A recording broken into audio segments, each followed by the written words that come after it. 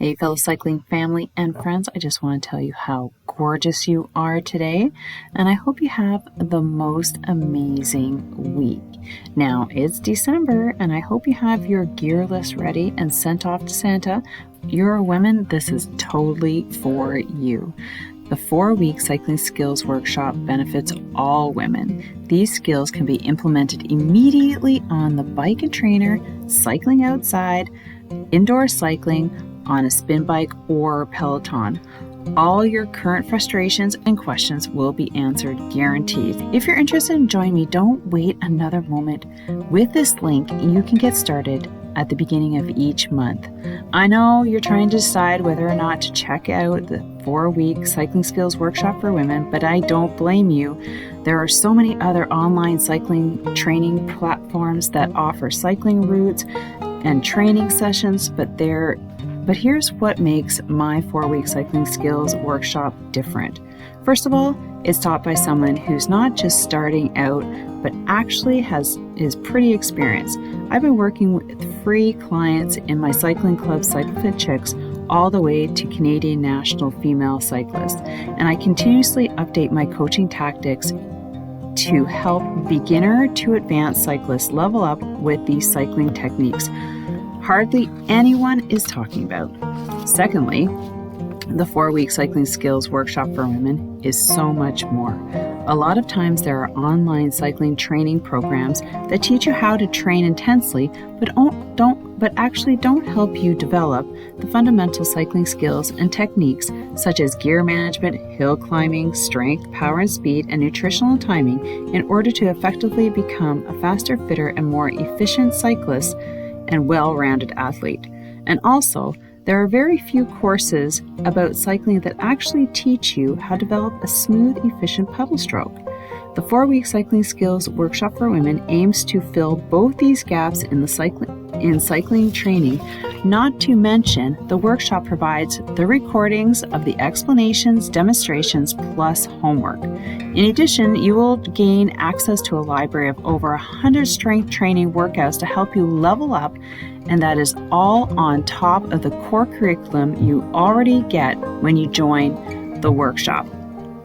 So it's safe to say I'm delivering incredible results coaching over 1,000 female cyclists through my cycling club, and now it's even more exciting to impact more female cyclists globally through my 4-week cycling skills workshop for women. You can't go wrong when you join a workshop developed by a woman for women. It's time to level up and remove the frustrations. So if you're ready to join, just click the link that you see and secure your spot today in one of the next 4-week cycling skills workshops for women sessions. Now, before the new year, with this amazing deal, a 25% off until December 31st. Limited spots available. Don't wait another minute. Click the link and roll today, and I can't wait to see you on the inside. Welcome to another episode of Secrets from the Saddle, All Things Cycling Podcast with your host, Sylvie, sitting in beautiful Chelsea, Quebec, Canada. Still no snow, I have to report here.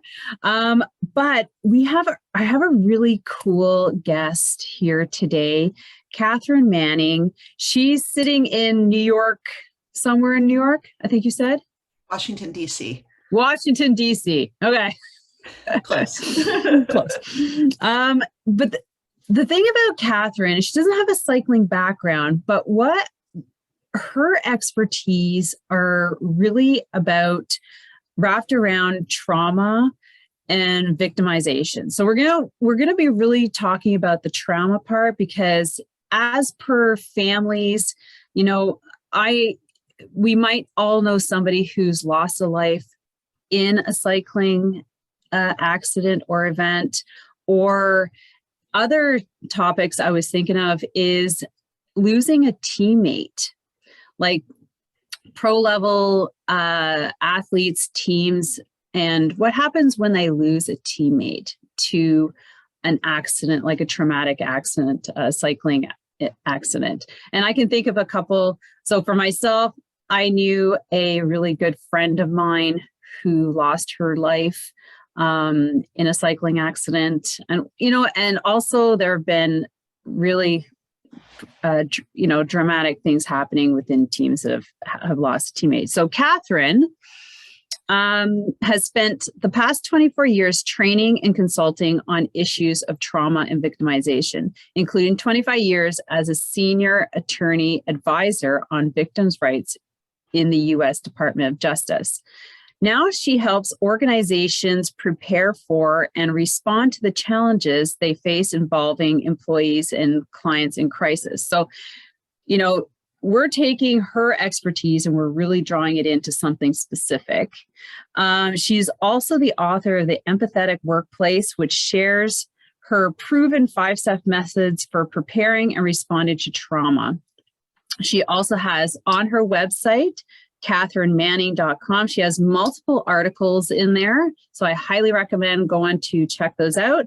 And she has a podcast that you can find on your favorite platform, the Empathetic Workplace. So welcome, Katharine, to the podcast. Thank you so much for having me, Sylvie. It's such a pleasure to be here. Oh, such a pleasure. I know this is kind of like a sad topic, but I know we're going to put a good spin on it at the end. But there's always, it is one of those things, like, how do we deal with a traumatic experience? Now, we're taking it to cycling, and she's going to give us her expertise on that. But we all know that trauma can come in multiple other ways, like, a family losing a member to, accidents. What other traumatic, like yours is more in the workplace.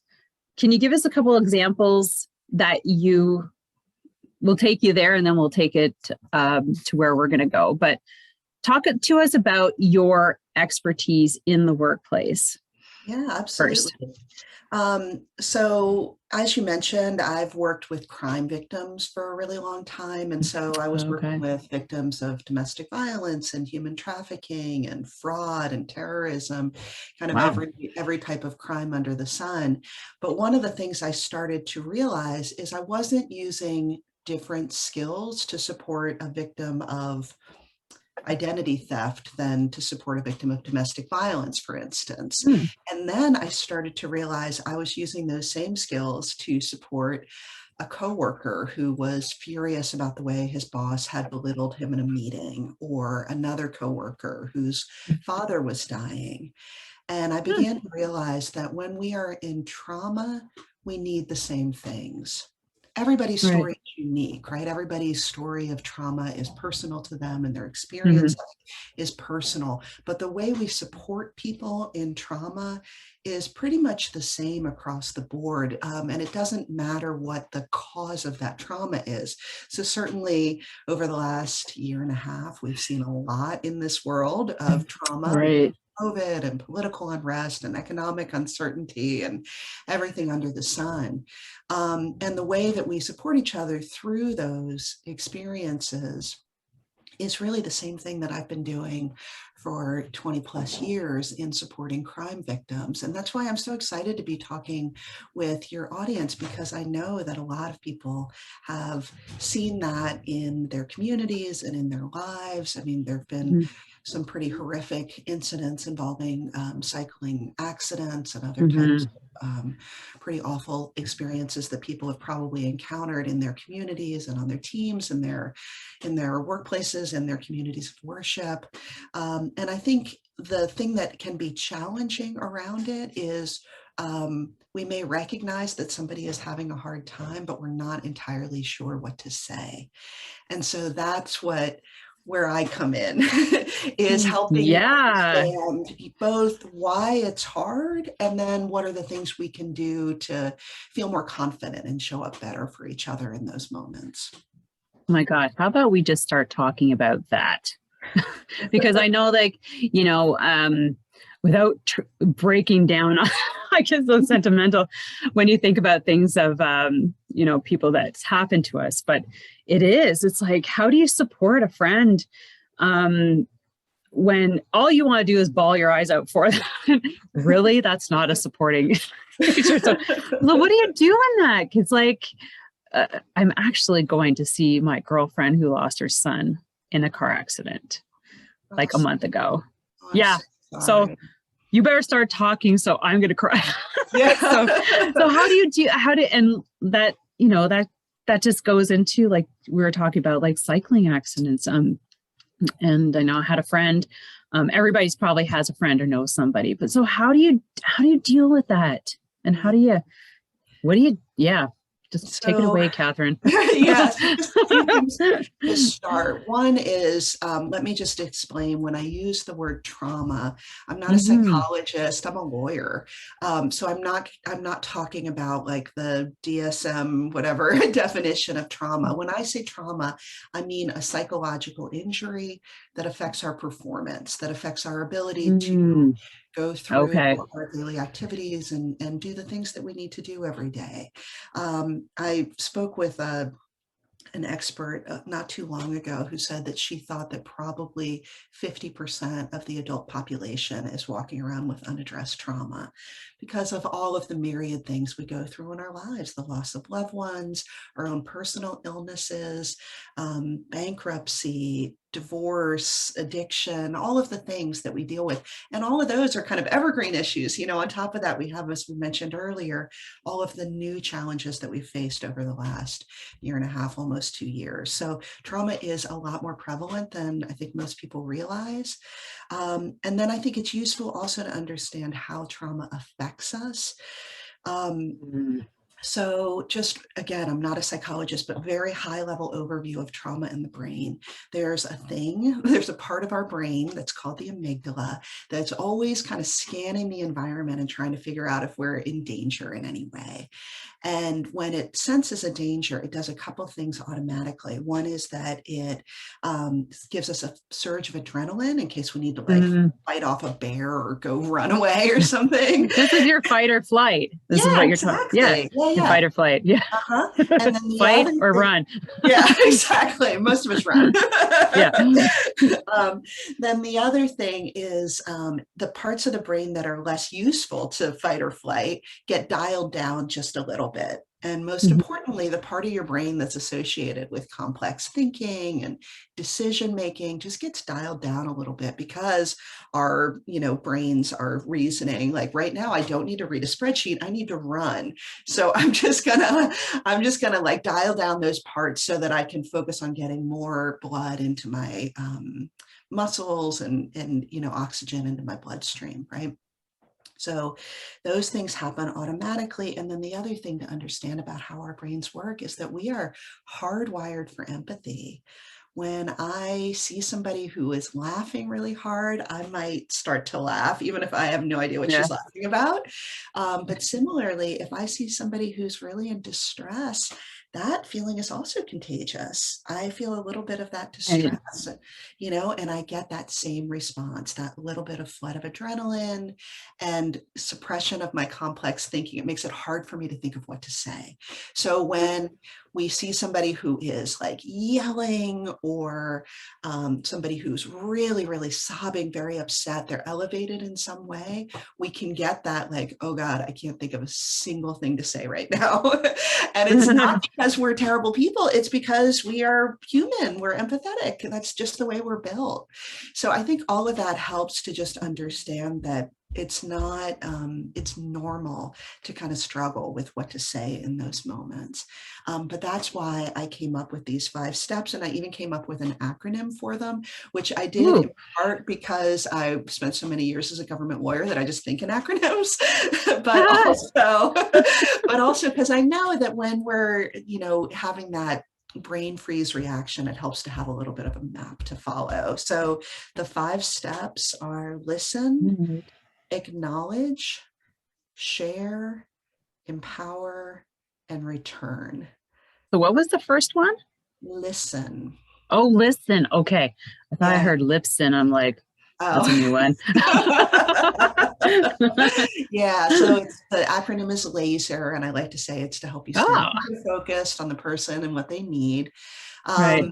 So the first two steps, those listen and acknowledge, are the ones that you are going to be most useful, in particular where it's not a workplace, it's more your friend. Or maybe your teammate, somebody in your neighbor, and somebody in your community. If you can just get even those first two steps down, it's really going to help. So listen means literally, let them talk. But also I say active listening means creating an environment where they feel comfortable talking, making it okay for them to open up. So just asking open-ended questions like, how's it going? What's been going on with your husband? How are things around the house? Just specific open-ended questions, just invite them to talk. Also, as we're listening, we have to manage our own response because, like you said, sometimes what we hear is really hard.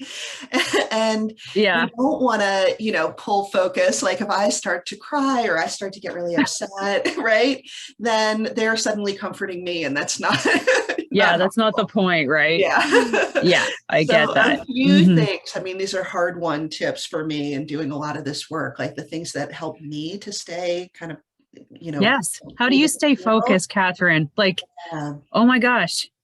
I know it's hard. So number one is take a deep breath. Deep breath. I like to do in for a count of 4, hold for a count of 4, release for a count of 6 is what I like to do. But there's a lot of studies that show deep, slow breath in through the nose, out through the mouth, increases your brain function, slows down your stress response. It just really, really can help a lot. So always take a deep breath. Another thing is just name your feeling. Naming your feeling can help you feel more in control of it. So just acknowledging, wow, I'm getting really sad. This is really hard right now. Or I'm getting really angry about everything that she's saying, or whatever it is, just acknowledging it to yourself can really help you feel in control. And then the third is engage one of your senses. So your sight, for instance, looking outside, what color are the trees? Or noticing that you smell coffee from the next room, or putting your hand around your mug and noticing, is it warm or is it cold, right? Just one of the things, where you're engaging one of your senses. And I think why that works is that when that amygdala that I talked about earlier, that gives us that fight, flight, freeze kind of response, our amygdala is really good at taking steps to protect us when we're in physical danger, but it's really bad at telling when we're in physical danger. So it starts pumping out adrenaline when we don't actually need it. So what we can do, and unfortunately we can't just tell it, I'm actually fine right now. So you have to show it. And the way you can show it is, look, I'm just sitting here having a cup of coffee with my friend. I'm actually fine and safe. There's not a bear chasing me right now. So then those are the listening steps. And I go into, I should say, Sylvie, I go a lot more detail on all of this in the book, but just a little bit of an overview. And then the next one I really want people to remember is the step of acknowledge, which is one that I think a lot of people miss. So we do a great job of sitting and listening actively and being present for the person. And then as soon as they finish, we want to go to, oh my God, I have just the book for you to read, or the person for you to talk to, or I know exactly what I'm going to do. I'm going to, set up a meal train or something for you. Oh, okay. Jump right to solutions. But before we do that, we have to acknowledge what they've shared with us. Right. Literally just saying, thanks for telling me all that.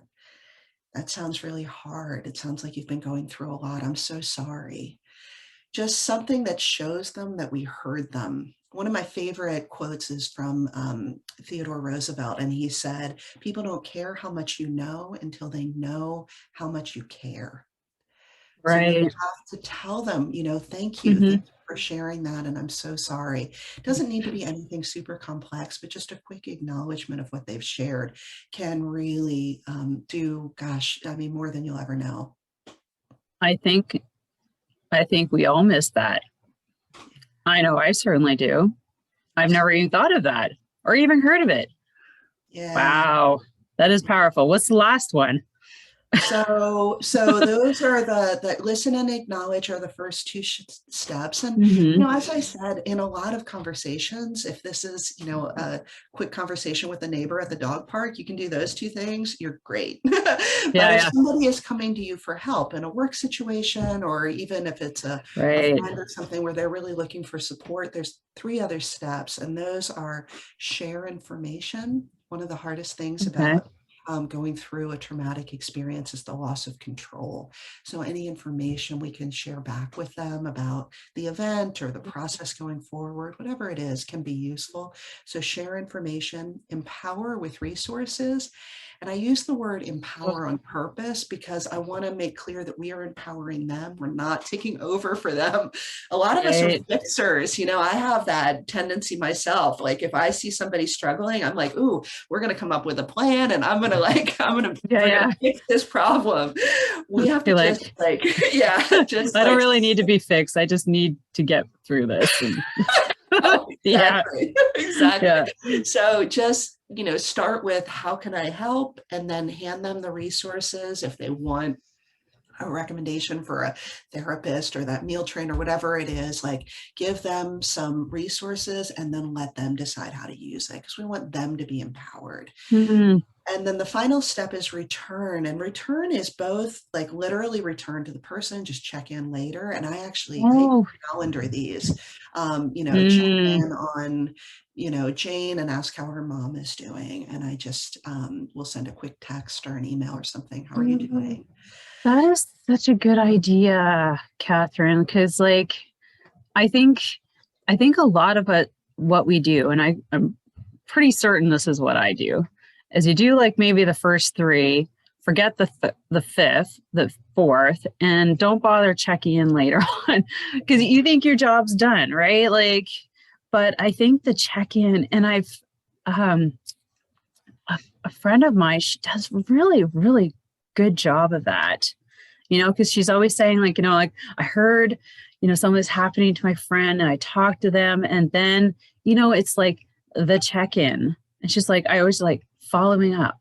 And it's how do you remember that? And I don't even, God, put it in your calendar. Yeah. The simplest thing to do. Because you think in the moment, you think, of course, I will never forget to check in on him because we've had this really powerful conversation and I'm so concerned about him. You just figure of course I'm not going to forget to check in, but all of us are busy, our lives take over. So just go easy on yourself, set a little reminder for 2 weeks, just check in and see how Jake is doing or whatever.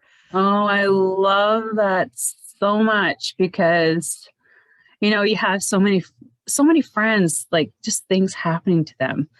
And yeah, you just in the moment, and then you're sending your love and blah, blah, blah. And then I'm sure there's a point where this person doesn't hear from anybody after in a month's time, it's just but you could be that person to send that check-in. And I think that is so powerful, really. Yeah. Absolutely. Because you're right. When something tragic happens, so imagine there is some horrific accident and there's hospitalization and there's a lot of attention and people are making meals and they're bringing gifts and everybody's checking in, sending cards, all of that. But it's a month, 2 months down the line when sometimes the need might be even greater.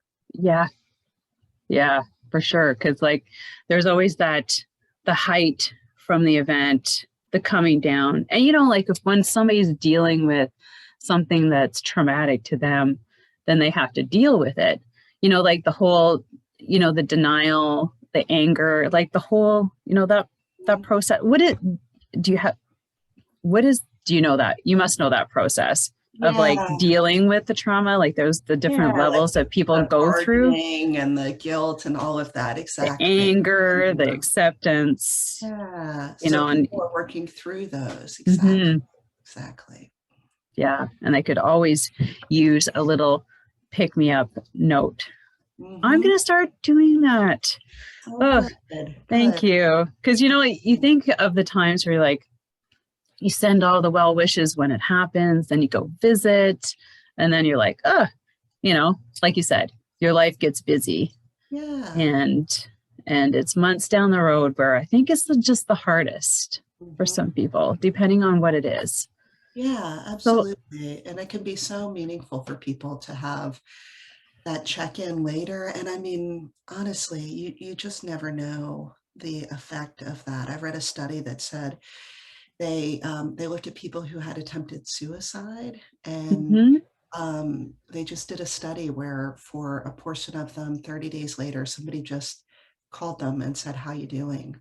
And the rates of repeated attempt went way down just from that phone call after 30 days. I mean, isn't that incredible to think it's such a quick, easy thing to just send a text or give a quick call to somebody. You just never know the impact it can have.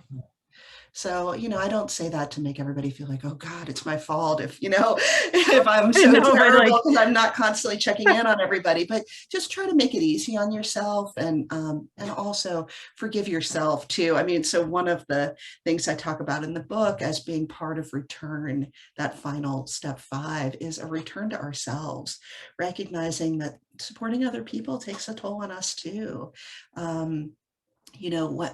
That feeling, that contagion effect that I talked about earlier, where your feelings, you catch a little bit of the emotion of the people that you're interacting with.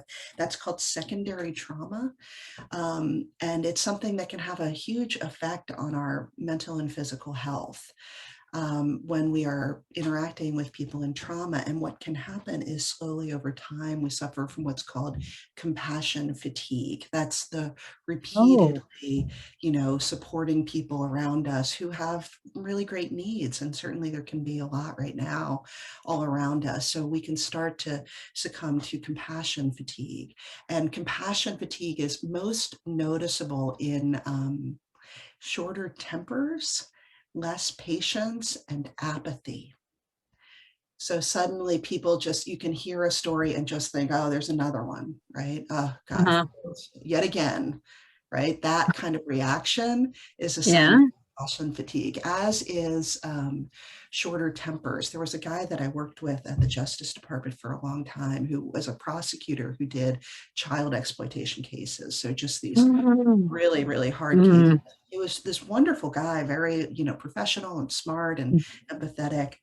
And we worked together for a little while, and then the project ended, and I didn't see him for maybe 5 years. And when we came back together again, he was like a different person. Suddenly he was like any little hiccup in the project, and he was like, of course, of course that's going to happen. And I was like, this is kind of not that big a deal. Like, I don't know why you're getting so mad. He was swearing a lot more. I was just like, this is not the guy I knew. And I realized he was suffering from compassion fatigue all those years of doing those cases. And I think, here's the thing, I think if I had been working with him every day, I wouldn't have noticed it because it's so gradual. Oh, wow. I can imagine it wears on you. It has to.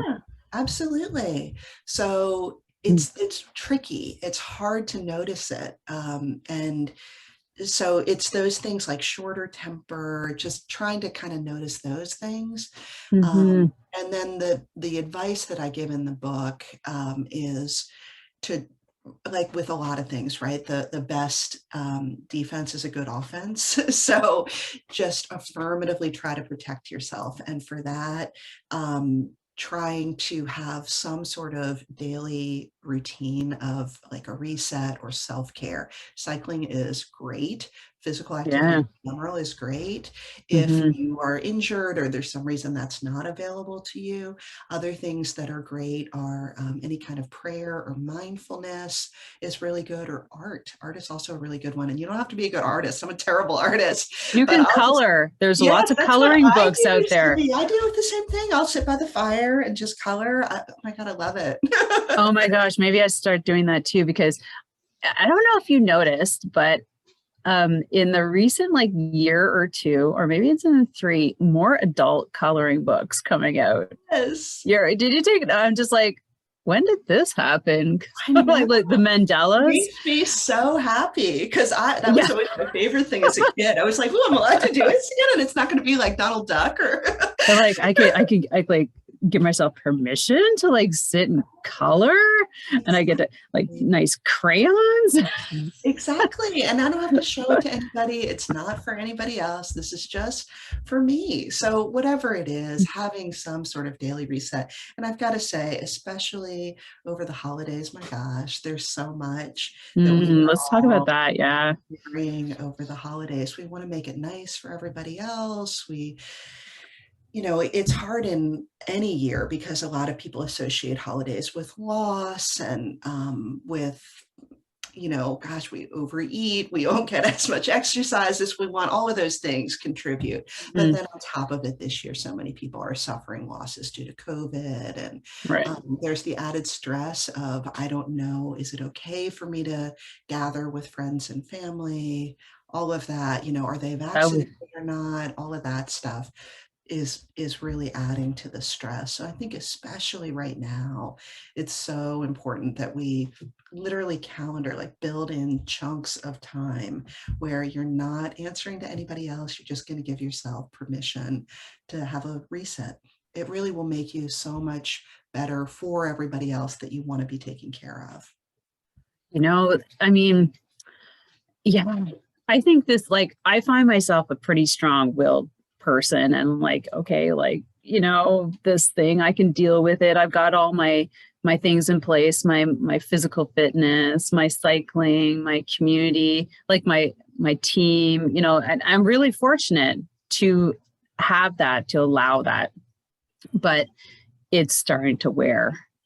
Yeah. And this whole thing between, the vax, non-vax, and just like, it's really, really wearing on me. And I know to our listeners, like, this is not what you're you want to talk about cycling, but we're all affected. And I was just talking to my kids today. I'm like, hey, wouldn't it be great to have a Christmas party? Like, let's ask friends if we had one, would they come? Because that, like, everybody's comfort level is different, right? And I'm just like, I just want to get together with friends. I'm starting to die here.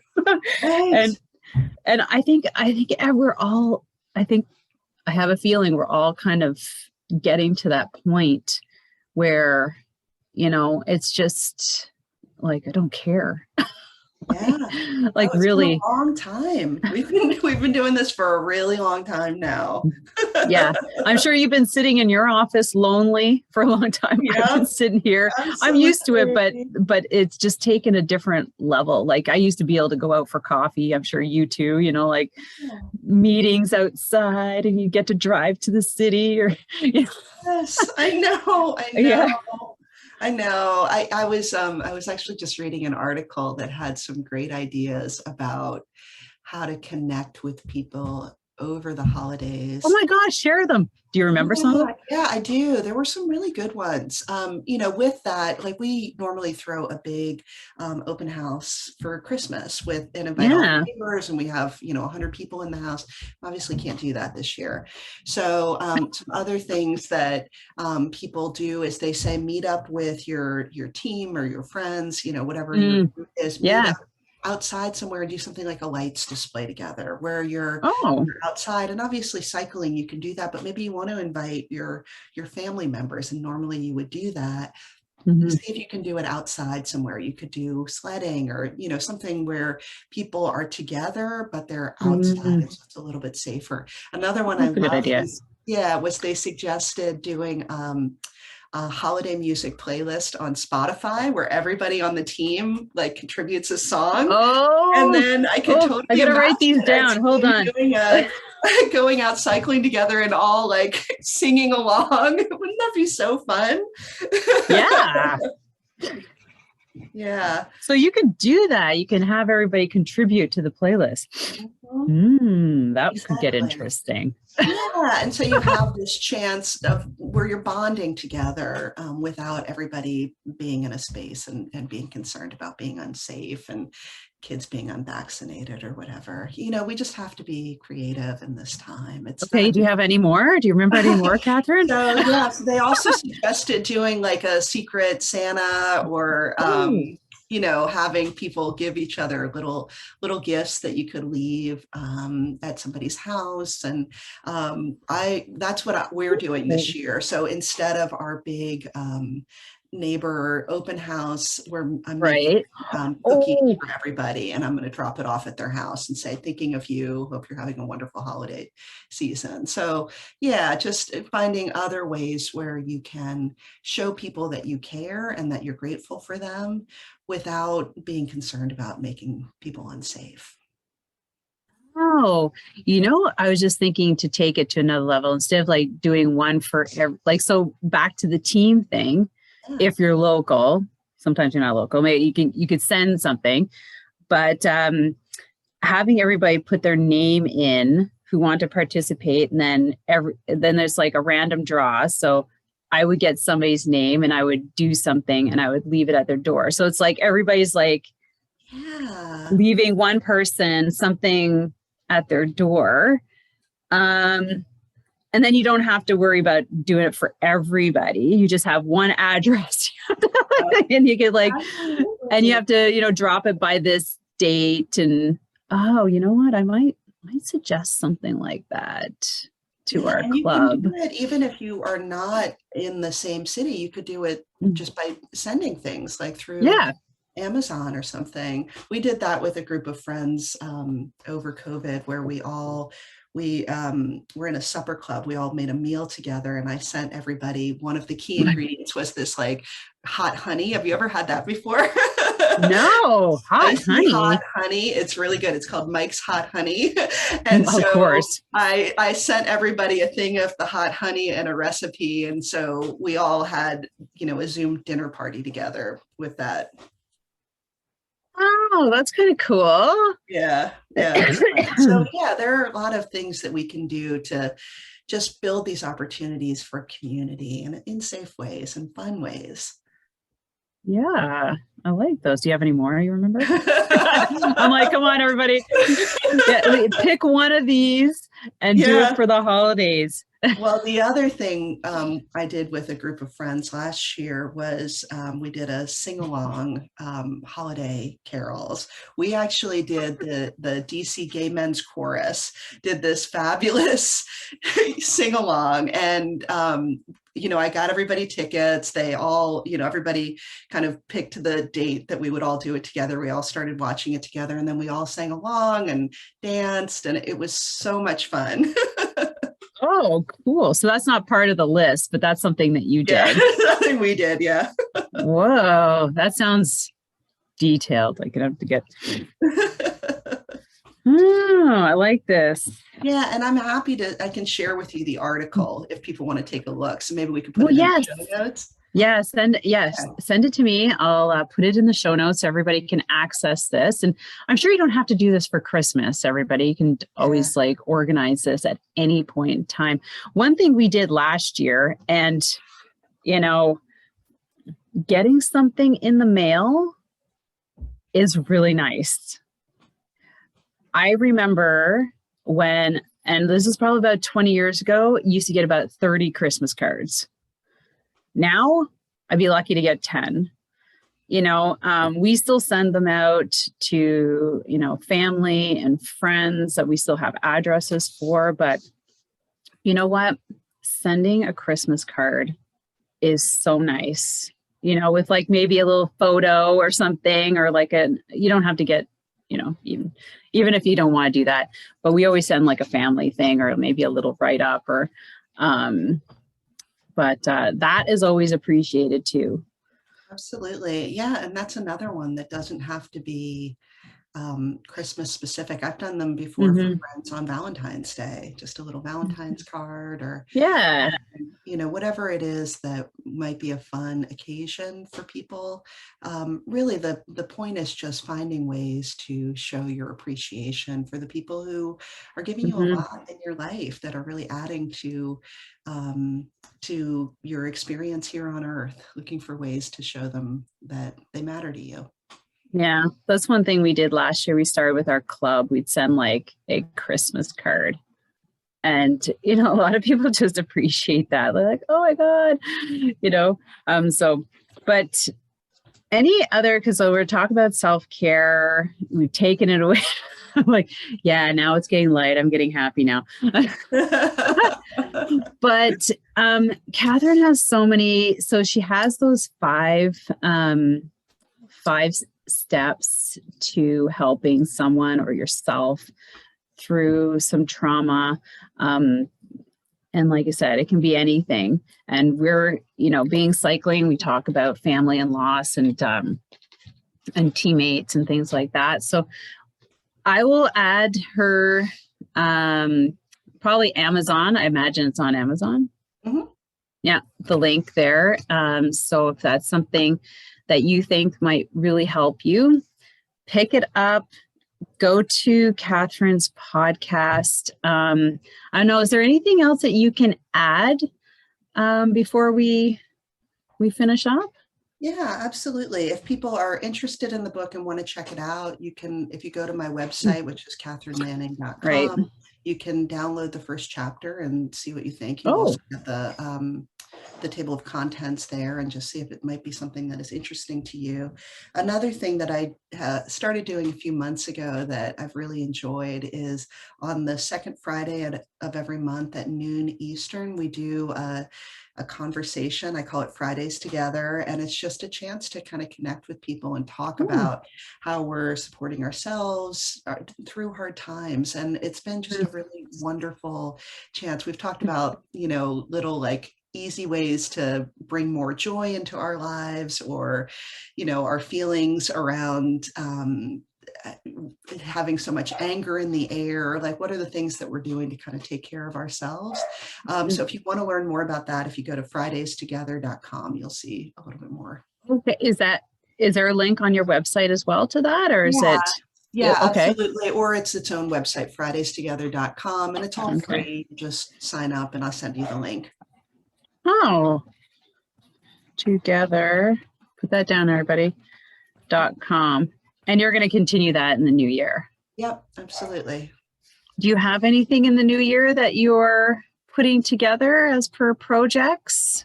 Yeah, absolutely. I'm doing a lot of training programs for people. I do 1 hour webinars on those 5 steps. And I also do a longer training program that's a 5-hour one. So if you know an organization or any kind of entity that would appreciate that kind of training, I do a lot of that training. I'm also doing a lot of keynote speaking right now. And I have I've recently started doing coaching for leaders who want to up their empathy, because it really is the key to success on so many different levels. A little bit of emotion. Yes. Yeah. Makes such a difference, especially now with the Great Resignation, people leaving. That's what why people are leaving, is they feel like they're not getting supported in their organizations. Yeah. Yeah. There's a lot of anger out there. That's for sure. Yeah. I was just going to say, we were just talking amongst some neighbors here, and, I know everybody's under pressure and stress, and things are slowing down. We're just talking about, service in restaurants and, short tempers, and you got people who are there and being abused by patrons, young kids who are getting into the workforce, and they're like, is this what it's all about? It's like everybody just needs to like slow down. Absolutely. And realize that, things aren't happening as fast. And it's funny. I was in the lineup at Tim Hortons, one of the drive-thrus, and it was taking so long, like really long time. And my son's like, you should honk the horn. I'm like, I'm not going to honk the horn in a drive-thru. And then somebody honked the horn behind us. We're like, oh my God. And we're just like, okay, it can't come down to this. Like, seriously, we have no idea what's happening. We're losing it here in line at the Tim Hortons. This is not good. Yeah, you're like, oh my God, what's happening? So, because we just know that understaffed, like everything is just, there's a quantum shift that is happening for everything. Yeah. And everybody just needs to take a chill pill, I think. Yeah. And just, when you leave your house, there's no fast anything these days. You need to go to a third world country to realize that nothing's happening on time. I know. So, I feel like it's maybe a great opportunity for us to really seriously. I would like to think so. Yeah. Maybe just slow down, notice the people around you, take a deep breath. You don't have to be productive every single moment of every single day. Like, take a second to just connect with the people around you and feel like that's enough. Yeah, I know. I thought that this would be that thing, but we were just so programmed before this to get everything quick, and then everything just halted to a grind, like a stop, and now we're all just like adjusting, and some maybe not so much as others, but anyway, how we digress off of this topic, but it's true. And maybe if you're listening, you might have been like, oh yeah, maybe I was one of those people in the lineup sitting there going, oh my God, it's so much longer. And then you go inside and you don't even get the attention you need because you're dealing with like the drive-through. Yeah. Anyways. Yeah.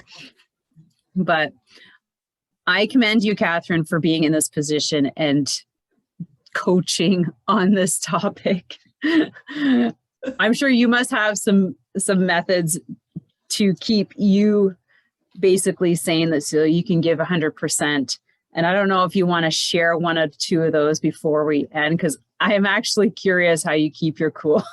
Yeah, absolutely. Totally. So on the best defense is a good offense thing, the things that I do every day, I do a little bit of yoga and a little bit of meditation. Those are the things that are my daily reset. This is not something I've always been good at, but I try to talk about things in the moment when they're bothering me. Right. Don't just push it down. Figure out a way to talk about it, even if it's just writing in a journal, or scribbling because I'm angry, whatever it is. Sometimes I get in the car and just yell. Sitting there alone in the car, I can just yell my head off about something that's making me mad, but just find a way to vent your feelings. And then the last thing I do is know my warning signs, know the signs that I'm like starting to kind of go off the rails a little bit. I do, like, I give myself a little rating of 1 to 6, and 1 is like I'm having a fabulous day, and 6 is like, oh my gosh, my head is about to explode. So usually I'm at like a 2 or a 3, but if I take it just second and notice, wow, I'm up to like a 4, maybe a 5, that is like, okay, you need to just take a quick walk, do a moment of breathing, whatever it is, like just walk away in this moment. Another thing that is helpful for me in terms of noticing when I'm starting to go off the rails is when things that are normally fun start to feel like work. Like I really love throwing dinner parties. That's, something I've always loved. I love cooking. I love having friends around a table. If I'm having a dinner party and all I can think is, oh God, I have to clean the house and I have to go shopping and I hate this. Like, okay, there's clearly something going on because I should be excited about that. In the moment. Yeah.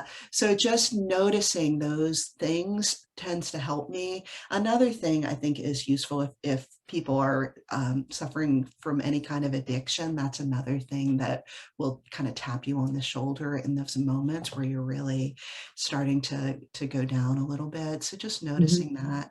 Another common one is skipping your daily reset. So if your daily reset is that you go for a ride, for however many miles every day, and you start to think like, maybe I'll cut it in half today, or maybe I'll just skip this one. That's often a really good sign. It's like the first thing that goes. One of my favorite quotes is, there's this Buddhist quote that says, every day you should sit in meditation for 30 minutes unless you're too busy, and then you should sit for an hour. So really, that moment where you think like, oh, I'm just going to skip this just today because I'm so busy, that is your sign you need to double down on it. Yeah, I skip my early morning wake up.